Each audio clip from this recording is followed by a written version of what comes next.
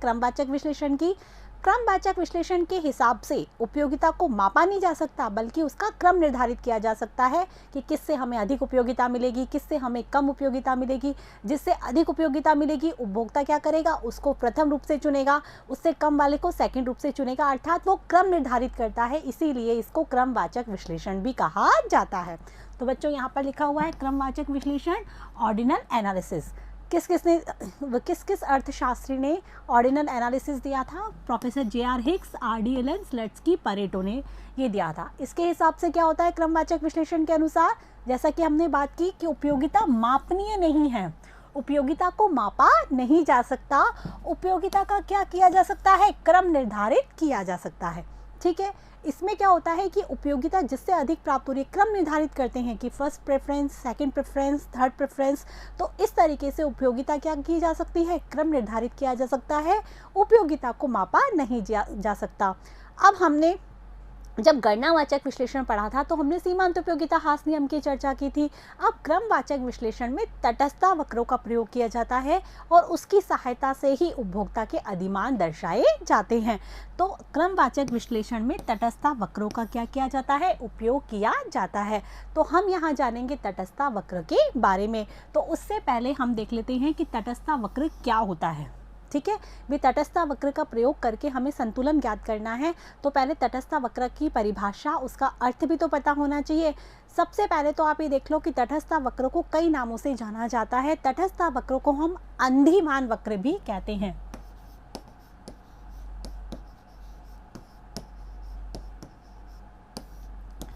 और इसका इंग्लिश में नाम है इंडिफरेंस कर्व,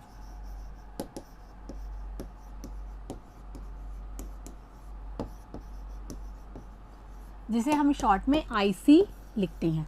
ठीक है, तटस्थता वक्र को अंधिमान वक्र, उदासीनता वक्र और इंडिफरेंस कर्व, ये इसके अलग अलग नाम हैं जो कि आपको याद करने हैं। अब नाम से ही आपको पता हो रहा होगा, तटस्थ, उदासीन, इंडिफरेंस, अंधिमान, अर्थात यह दो वस्तुओं के उन संयोगों को दर्शाता है जिसके प्रति उपभोक्ता तटस्थ होता है, उदासीन होता है। क्यों? क्योंकि वो दो वस्तुओं के जो संयोग है वो उपभोक्ता को समान संतुष्टि प्राप्त देते हैं।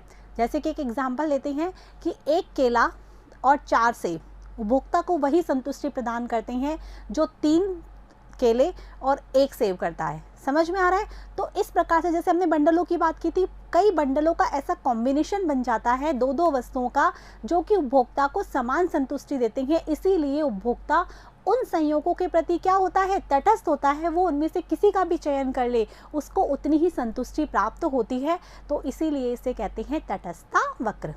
आगे बच्चों समझ में, यहाँ पर यही लिखा हुआ है कि ये दो वस्तुओं के उन संयोगों को दर्शाता है जो उपभोक्ता को समान संतुष्टि देते हैं। उपभोक्ता को प्राप्त होने वाली संतुष्टि यहाँ पर कैसी होती है, समान होती है। इसीलिए उपभोक्ता इन जो संयोगों है उनके प्रति तटस्थ होता है। इसे उदासीनता वक्र भी कहते हैं। उपभोक्ता की जो प्राथमिकता है उसका क्या होता है, ये ग्राफीय रूप, जो उपभोक्ता अपनी प्रेफरेंस देता है उसको हम किस में, ग्राफ रूप में चित्रण करते हैं। ये बनता कैसे है, इस तरीके से IC। अब ये मानो A बिंदु है, ये B बिंदु है, ये C बिंदु है, ये D बिंदु है। तो ये अलग अलग संयोग हैं। यहाँ पर मान लिया हमने Y वस्तु है, या हमने मान लिया X वस्तु है। तो इस तरीके से अब जो D संयोग जो संतुष्टि उपभोक्ता को प्रदान करेगा वही C संयोग करेगा, चाहे उसमें X वस्तु की कितनी मात्रा हो, चाहे Y वस्तु की कितनी मात्रा हो। कहने का तात्पर्य दो वस्तुओं का क्या हो गया, अलग अलग संयोग हो गए जो कि उपभोक्ता को क्या देते हैं, समान संतुष्टि देते हैं। इसीलिए उपभोक्ता B का चयन भी कर सकता है, C का भी कर सकता है, D का भी कर सकता है और A का भी कर सकता है।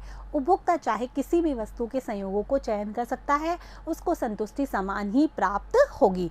अब तटस्थता वक्र आपने देखा IC कैसे ढाल का है, उन्नतोत्तर ढाल का। जैसे हमने उत्पादन संभावना वक्र की बात की थी, वो कैसा था, ऐसा था ना, नतोत्तर ढाल का। जबकि जो IC है, ये तटस्थता वक्र है, वो कैसा होता है, उन्नतोत्तर ढाल का होता है। ठीक है बच्चों, समझ में आ गया। आगे देखते हैं तटस्थ अनुसूची और वक्र। अब तटस्थ वक्र को अभी हमने बना के देखा, उसको हम एक अनुसूची की सहायता से बनाते हैं और उसमें हम समझ सकते हैं कि कैसे दो वस्तुओं के विभिन्न संयोग होते हैं जो कि उपभोक्ता को समान संतुष्टि प्रदान करते हैं। तटस्थ अनुसूची दिख रही है। अब यहाँ पर आप देख सकते हो A B C D E अलग अलग संयोग है वस्तुओं के। x की अलग अलग मात्रा दिखाई है, y की अलग अलग मात्रा दिखाई है।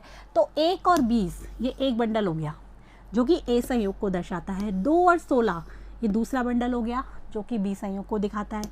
3 और 13 तीसरा संयोग C को, 4 और 11 D को और 5 और 10 E को।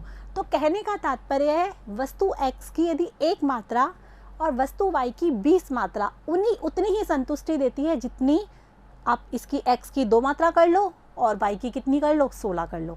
तो ये सारी जो मात्राओं का जो बंडल बना है, ये 5 बंडल हमारे सामने हैं, वो उपभोक्ता को समान संतुष्टि प्रदान करते हैं।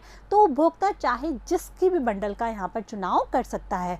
तो ये हो गई तटस्थ अनुसूची और इसी की सहायता से हम बना सकते हैं तटस्थ वक्र, जो कि इस शेप में बनेगा उन्नतोदर ढाल का। यहाँ x वस्तु, यहाँ y वस्तु, जैसा भी हमने बनाया था इसी तरह से सारे बिंदु दिखा देंगे A B C D और एक और है तो यहाँ पर E, ठीक है। और यहाँ पर हम इसकी मात्रा भी दिखा देंगे, 1 2 3 4 5 और ये y की मात्रा दिखा सकते हैं। तो इस प्रकार से तटस्थ वक्र क्या हो गया, दो वस्तुओं के विभिन्न संयोगों को दर्शाने वाला वक्र जो कि उपभोक्ता को समान संतुष्टि प्रदान करता है, जिसके प्रति उपभोक्ता क्या होता है, तटस्थ होता है, उदासीन होता है। इसीलिए इसे तटस्थ वक्र, उदासीनता वक्र, अनधिमान वक्र और इंडिफरेंस कर्व भी कहते हैं। ये तटस्थ अनुसूची हो गई और इसी की सहायता से हम तटस्थ वक्र का निर्माण करते हैं। ठीक है बच्चों, समझ में आ गया। ये बहुत इंपॉर्टेंट है, क्रमवाचक विश्लेषण है जो कि नवीन धारणा है। इसके आधार पर उपभोक्ता के व्यवहार को अधिक अध्ययन किया जाता है क्योंकि इसके हिसाब से उपभोक्ता अधिकतम संतुष्टि प्राप्त करता है। और आगे जब हम उपभोक्ता का संतुलन पढ़ेंगे तो उसके लिए तटस्थ वक्र ज्ञात करना अधिक आवश्यक है। इसी के आधार पर हम उपभोक्ता के संतुलन का निर्धारण करेंगे कि उपभोक्ता कहाँ पर अधिकतम संतुष्टि प्राप्त करता है। इसमें तो समान संतुष्टि प्राप्त कर रहा है। अब आपको ये भी तो पता होना चाहिए कि इन पाँचों से सबसे समान संतुष्टि मिल रही है, तो उपभोक्ता कौन सा जो संतुलन है, कौन सा बिंदु है, कौन सा संयोग है, उसका चयन करेगा। तो उसके लिए हम उपभोक्ता का संतुलन पढ़ेंगे। ठीक है बच्चों, समझ में आ गया। अब आगे है एक दिष्ट अधिमान। अब एक धारणा है कि एक दिष्ट अधिमान क्या होता है। तो बच्चों, उपभोक्ता क्या चाहता है, अधिकतम संतुष्टि प्राप्त करना। और वो अधिकतम संतुष्टि ऐसे प्राप्त करना चाहता है कि अधिक से अधिक वस्तुओं का क्या करना चाहता है, उपभोग करना चाहता है। उसके लिए वो क्या कर सकता है कि दो वस्तुएं हैं, उनमें से एक वस्तु की मात्रा को बढ़ा सकता है बिना दूसरी वस्तु की मात्रा को कम किए। अर्थात किसी भी हाल में उसकी संतुष्टि क्या होनी चाहिए, अधिक होनी चाहिए। उसका अधिमान होता है वो एक दिष्ट होता है। जैसा कि यहाँ पर लिखा हुआ है, एक दिष्ट अधिमान का तात्पर्य है कि उपभोक्ता दो बंडल में से उस बंडल को अधिमान देता है जिसमें दो वस्तुओं में से एक वस्तु की मात्रा अधिक हो और दूसरी वस्तु की मात्रा भी कम ना हो। मतलब उपभोक्ता के सामने दो बंडल है, समझ में आया। जैसे कि हमने मान लिया 1 और 5, 2 और 5 ये दो बंडल है। तो इसमें उपभोक्ता क्या करेगा, कौन से बंडल का चयन करेगा, ऑब्वियसली 2 और 5 वाले बंडल का चयन करेगा। ये तो आपको भी समझ में आ रहा है। क्यों? क्योंकि वो ये देख रहा है कि दूसरी वस्तु की, एक वस्तु की मात्रा तो बढ़ रही है लेकिन दूसरी वस्तु की मात्रा भी कम नहीं हो रही है। यदि ये ऐसे होता 2 और 4 तब वो फिर भी सोचता, क्यों, क्योंकि एक बढ़ रही तो दूसरी तो उसको कम करनी पड़ रही है ना। लेकिन यहाँ पर क्या हो रहा है, एक बढ़ रही दूसरी कम भी नहीं हो रही। तो इसे ही हम कहते हैं एकदिष्ट अधिमान की। उपभोक्ता हमेशा दो बंडलों में से उस बंडल का चुनाव करेगा जिसमें कम से कम एक वस्तु की मात्रा तो बढ़ ही रही हो, दूसरी वस्तु की मात्रा को बिना कम किए। इसे ही हम क्या कहते हैं, एकदिष्ट अधिमान, कि दूसरी वस्तु की मात्रा भी कम न हो। अर्थात उपभोक्ता ऐसे संयोग को चुनेगा जिसमें दोनों वस्तुओं की मात्रा अधिकतम हो। इस वाले बंडल में जो हमने पढ़ा था, इस वाले बंडल में दोनों की मात्रा क्या है, अधिकतम है। 2 भी अधिकतम है और 5 भी अधिकतम है। तो वो इस बंडल का चुनाव करेगा जिसमें उसको अधिकतम मात्रा मिल रही हो। इसे ही हम कहते हैं एकदिष्ट अधिमान। ठीक है बच्चों, समझ में आ गया। अब आगे हम देखते हैं तटस्थ मानचित्र। हमने तटस्थ वक्र के बारे में बात की कि दो वस्तुओं के विभिन्न संयोगों को दर्शाने वाला वक्र जो कि उपभोक्ता को समान संतुष्टि प्रदान करता है, उसे ही हम तटस्थ वक्र कहते हैं। जब एक वक्र में एक से अधिक तटस्थ वक्र दिखाए जाते हैं एक चित्र में, तो उसे हम कहते हैं तटस्थ मानचित्र। जैसे कि ये दिखा दिया एक तटस्थ वक्र, ये दिखा दिया दूसरा तटस्थ वक्र, ये दिखा दिया तीसरा तटस्थ वक्र, ये दिखा दिया चौथा तटस्थ वक्र। यहाँ पर आ गई आपकी y वस्तु x वस्तु। समझ में आया कि जब एक ही चित्र में एक से अधिक तटस्थ वक्र दिखाए जाते हैं तो उसे तटस्थ मानचित्र कहते हैं। अब तटस्थ मानचित्र में विभिन्न संयोगों को दर्शाने वाले, अलग अलग संतुष्टि को दर्शाने वाले क्या होते हैं? तटस्थ वक्र। हमने कहा था एक ही तटस्थ वक्र पर उपभोक्ता को समान संतुष्टि मिलती है, अर्थात IC1 पर उसको समान संतुष्टि मिलेगी, IC2 पर उसको अलग संतुष्टि मिलेगी, IC3 पर उसको अलग संतुष्टि मिलेगी और IC4 पर अलग संतुष्टि मिलेगी। जैसे जैसे वो ऊंचाई पर चलता चला जाएगा उसकी संतुष्टि का स्तर बढ़ता चला जाएगा, जैसे जैसे वो नीचे आएगा तो उसकी संतुष्टि का स्तर घटता चला जाएगा।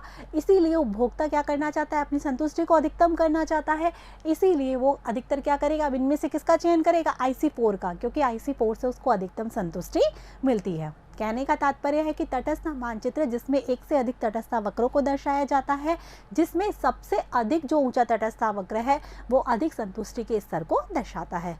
इसे हम ऐसे भी लिख सकते हैं, IC4 से अधिकतम संतुष्टि मिल रही है, IC3 से उससे कम, IC2 से उससे कम और IC1 में सबसे कम संतुष्टि का स्तर होता है। ठीक है बच्चों, यहाँ पर लिखा हुआ है एक ही रेखा चित्र में एक से अधिक तटस्थ वक्र दर्शाना तटस्थ मानचित्र। ऊंचा तटस्थ वक्र क्या दर्शाता है? अधिकतम संतुष्टि को दर्शाता है।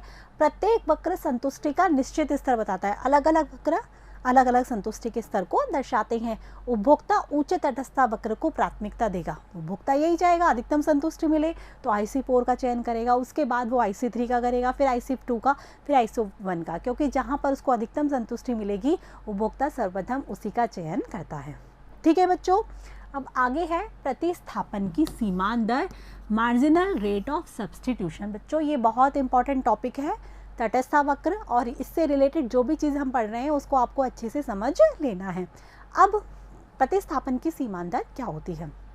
हमने ये देखा कि जैसे जैसे उपभोक्ता क्या कर रहा है, x वस्तु की इकाई को बढ़ा रहा है तो उसे y वस्तु की इकाई को घटाना पड़ रहा है, तभी तो संतुष्टि का स्तर क्या है? समान बना हुआ है। और हम ये भी देख रहे हैं कि जैसे वो क्या करता है, x वस्तु की इकाई को बढ़ाता है तो उसे y वस्तु की जो है त्याग कर रहा है वो कम इकाइयों का त्याग करता चला जाता है। ठीक है, जैसे कि हम इस सारणी में देखते हैं, फिर हम समझते हैं कि उपभोक्ता 1 2 3 4 5 x वस्तु की इकाई को बढ़ा रहा है तो 20 से 16, 16 से 13, 13 से 11, 11 से 10, एक वस्तु से और 20 वस्तु यदि संतुष्टि का स्तर समान रहे तो x की 1 इकाई का उपभोग और y की 20 इकाई का उपभोग कर रहा है। ठीक है, अब वो क्या कर रहा है? x की इकाई को यदि उसको बढ़ा रहा है तो उसे y की 4 इकाइयों का क्या करना पड़ रहा है? त्याग करना पड़ रहा है। ठीक है, अब वो 2 से यदि 3 1 इकाई बढ़ा रहा है तो उसको क्या करना पड़ रहा है? y की 3 इकाइयों का क्या करना पड़ रहा है? त्याग करना पड़ रहा है। यहाँ पर वो 1 बढ़ा रहा है तो उसे 2 इकाइयों का त्याग, 1 बढ़ा रहा है तो 1 इकाइयों का त्याग। तो हम यहाँ पर क्या देख रहे हैं कि जैसे जैसे वस्तु x की इकाइयों का उपभोग बढ़ाता है तो उपभोक्ता को y वस्तु की कम इकाइयों का त्याग करना पड़ता है, करना पड़ रहा है ना, पहले 4 का, फिर 3 का, फिर 2 का और फिर 1 का, अर्थात ये होती है सीमांत प्रतिस्थापन की दर जो कि घटती हुई होती है। तो सीमांत प्रतिस्थापन की दर क्या हो गई? x वस्तु की इकाई का उपभोग बढ़ाने के लिए y वस्तु की त्यागी गई मात्रा क्या कहलाएगी? सीमांत प्रतिस्थापन की दर, जो कि क्या होती है? घटती हुई होती है। यहाँ पर आप देख भी रहे हो, इसको हम आगे समझ लेते हैं पहले अच्छे से। एक वस्तु की अतिरिक्त इकाई का उपभोग करने पर दूसरी वस्तु की मात्रा में जिस दर से कमी की जाती है, एक वस्तु की x वस्तु की इकाई का उपभोग करने पर बढ़ा रहे हैं तो दूसरी वस्तु की मात्रा में क्या करनी पड़ रही है? हमें कमी करनी पड़ रही है जिस दर से, उसे ही हम क्या कहते हैं? संतुष्टि का स्तर वही रहे तो इसे ही हम कहते हैं प्रतिस्थापन की सीमांत दर, क्योंकि हमें संतुष्टि का स्तर क्या रखना है? समान रखना है। तो यदि हम एक की इकाई को बढ़ा रहे हैं तो दूसरे को कम करना पड़ेगा, नहीं पड़ेगा? तो जिस दर से कम करना पड़ेगा उसे ही हम प्रतिस्थापन की सीमांत दर कहते हैं, ताकि संतुष्टि का स्तर समान रहे। वापस रिपीट करती हूँ, प्रतिस्थापन की सीमांत दर क्या कहते हैं? एक वस्तु की अतिरिक्त इकाई का उपभोग करने पर दूसरी वस्तु की इकाई में क्या करना? कमी करना जिस दर से, उसे ही हम क्या कहते हैं? प्रतिस्थापन की सीमांत दर कहते हैं, ताकि कि संतुष्टि का स्तर क्या रहे? समान रहे। ये तटस्थ वक्र के ढाल को दर्शाती है। देखो बच्चों, ये है IC, इसका जो ढाल है उसको दर्शाती है MRS। चूँकि ये क्या है x और y, x की y के लिए सीमांत प्रतिस्थापन की दर है ये, है ना, इसीलिए क्या होती है, ये घटती हुई होती है और ये तटस्थ वक्र के ढाल को दर्शाती है। भाई हमने क्या किया, ये हमारा x1 है और ये x2 है, ठीक है, ये हमारा y1 है और ये हमारा y2 है। तो हमने x से x1 मतलब मात्रा बढ़ाने के लिए y से y1 हमें क्या करना पड़ा, घटाना पड़ा।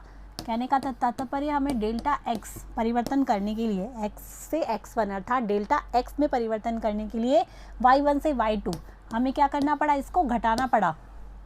आ रहा है बच्चों समझ में, इसकी मात्रा को बढ़ाने के लिए इसको क्या करना पड़ा, हमें घटाना पड़ा। x में परिवर्तन करने के लिए हमें y में क्या करना पड़ा, घटाना पड़ा, इसको परिवर्तन घटाते हुए करना पड़ा, इसीलिए ये ऋणात्मक होती है।